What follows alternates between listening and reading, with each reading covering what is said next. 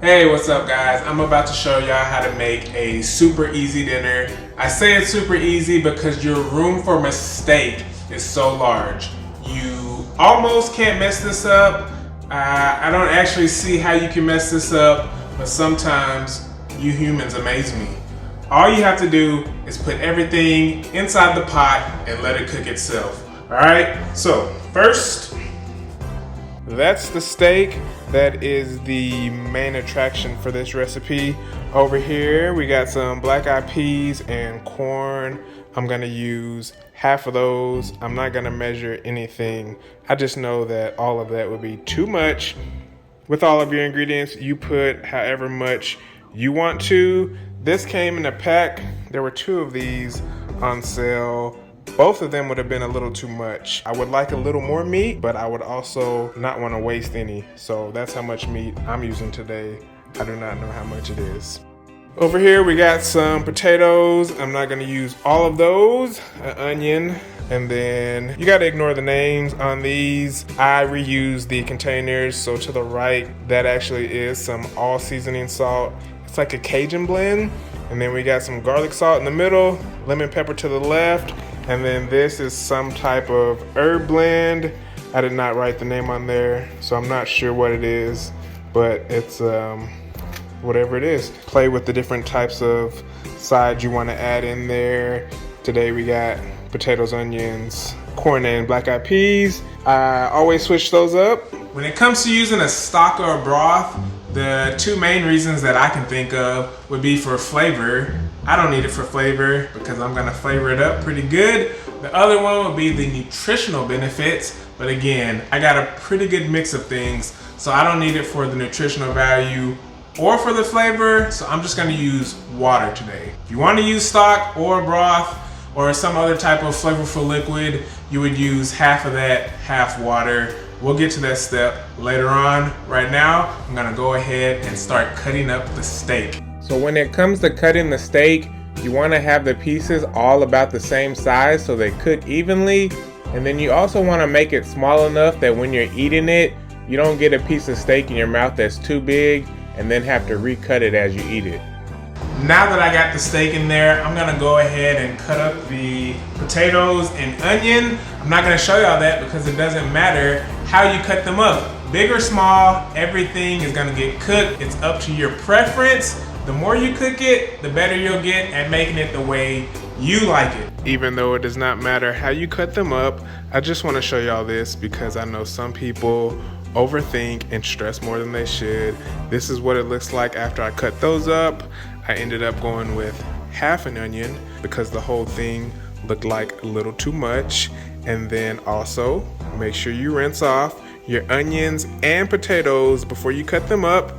Even though you're just gonna use the inside of the onion, if you cut through the dirty outside, you're gonna take whatever was on the outside inside to the part you are gonna use. So wash your fruits and your vegetables. For example, if you're cutting up an orange, rinse the orange off before you cut it, or it takes everything on the outside to the inside that you are gonna eat. Next step, here is everything except the water. At the top, we got half the corn, half the peas, or should I say about half. We did not measure anything because we don't wanna think too much on this meal. I also have all the seasoning on top of it. Now, I don't like the herb blend as much as I do the seasoning salt, so I went heavy on the seasoning salt and easy on the green stuff. But again, it's all about how you like it. I recommend you put some type of salt because your body needs the sodium. But other than that, you could hypothetically go with no seasonings and then maybe add some type of seasoning right before you eat it.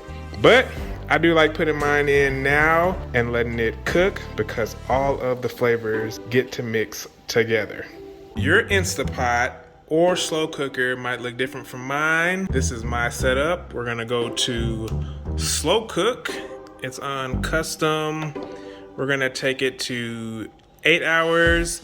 I'm probably gonna take it out around 6, but I'm gonna set it for 8. That way it can just keep cooking until I come back. From here, we're gonna set it to low. All right, guys, it's that easy. We're gonna let this cook for about 6 to 8 hours, depending on what I'm doing later on in the day. We also have to cook the rice. I'm using the same Instapot for the rice and the stew, but the rice only takes like 15 minutes. So I'm gonna let this cook, then cook the rice. One more thing, I forgot to add coconut oil. So I'm going to do about that much coconut oil. It looks like 2 tablespoons. You don't need to see me stir it up. So it has been 8 hours minus an hour and 20 minutes, whatever that is. I'm gonna go ahead and turn that off. Ooh. All right, so now we are going to cook the rice.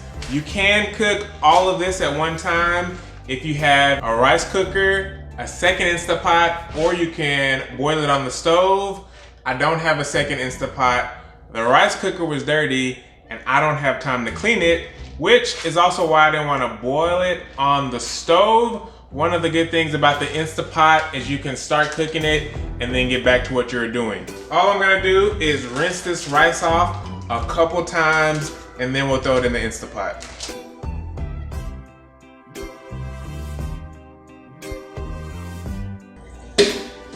All right, so after you rinse it a couple times, you can tell that the color of the water has changed. So now that the water is clear, I'm gonna go ahead and cook it. I rinsed it off with the water from the sink, but I'm gonna use some filtered water I have to actually cook it. When you're cooking the rice, for every cup of rice you use, you're gonna use a cup of water. I didn't have to measure the rice because it comes packaged at Sprouts, at least at the moment because of the pandemic. So I know that each bag of rice comes with 2 cups of rice, so I have 2 cups of water. I'm gonna add in some water, and then I'm also gonna add in a tablespoon of coconut oil, and that's gonna just keep the rice from clumping up together. We didn't have to do it when we were cooking the stew because all of the stew went exactly into the pot. But when I'm cooking the rice, I am going to put it in the little container that comes with the Instapot. This is what it looks like. But before I put this in there, I also want to add in a cup of water to the Instapot because in order to steam, it has to have some water. If you don't add a cup of water in there, when it's trying to cook, it'll start beeping and tell you that you forgot to put water. That's it. So I'm gonna keep the rice extra simple since we already have so much stuff in the stew. I just want some basic white rice, but of course, if you're cooking rice for another dish and you wanna add some stuff in there, you can do that. So for the stew, we use the slow cook, but this time we're gonna use the pressure cooker for the rice. Custom, 6 minutes. I probably cooked rice the last time I used the pressure cooker. It's already set to high, which is exactly where we want it. Little pro tip, whenever you're cooking, if you ever get to a step where you don't have to do anything, start cleaning the kitchen and all the dishes you've used so you don't have to waste time at the end getting everything clean. So, I don't have much to clean, but I'm gonna clean what I can, and then I actually do have some other stuff I'm working on. And then I'm gonna come back in about somewhere around 25-30 minutes. It does take about 5 or 10 minutes to heat up, and then another 6 minutes to cook. And then also I'm gonna let it sit for 10 or 15 minutes in the pressure cooker, and then I'll show you how it looks after that. So these are the different stages up here at the top. Over here to the left, it will give you a countdown as it preheats. Then in the middle, it does a countdown for the cooking. And over here to the right, it is flashing keep warm because it has been keeping warm for about 24 minutes now. I'll go ahead and cut that off.